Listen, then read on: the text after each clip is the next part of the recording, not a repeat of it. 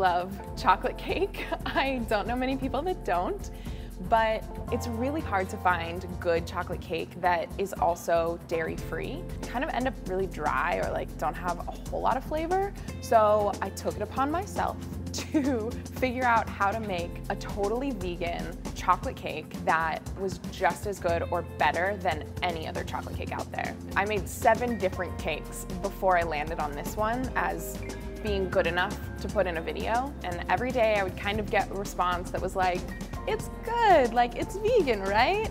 And that wasn't good enough for me, so I just kept coming in and trying it. I tried different ingredients, I tried different amounts of ingredients. What I really wanted to do with this was to reduce the amount of sugar, not just make it dairy-free or animal product-free, but to actually reduce the amount of sugar. So I think in this entire thing, I only use about a 1/3 cup of sugar, not including the frosting, which obviously has powdered sugar, but in the cake itself, that's actually very little sugar for a 3-tiered, like full-size cake. Another thing that I did was replace the regular all-purpose flour that you would use in baking with whole wheat flour, because whole wheat flour has more vitamins, iron, calcium, and protein than regular flour does. I went to the store and bought chocolate cake and then made my chocolate cake and tried them side by side.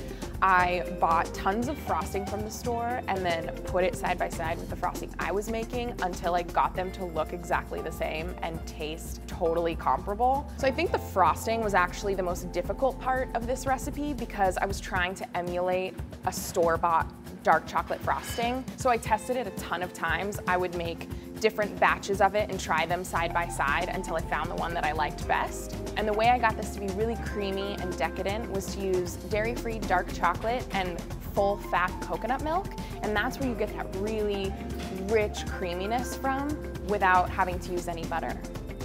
A really common concern with not using any milk or eggs in baking like this is that the recipe won't be as like fudgy and gooey as a regular chocolate cake, but that's where the applesauce and the coconut oil comes in because those are great replacements and give you that same creaminess and moistness that you're looking for in a chocolate cake.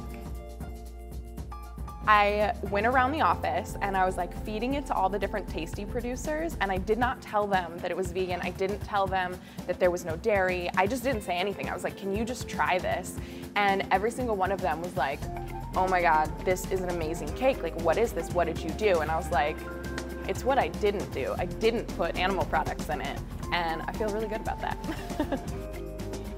It's like my baby. Like, I finally did it, and I made this cake that when I fed it to other people, they had no idea it was vegan. It felt like I had climbed a mountain when I finally landed on the last cake, and I was like, this is it. It was like, you know, when the clouds part and the sun shines down and the angels sing, and it's like, ah, this is the chocolate cake of dreams. My dreams.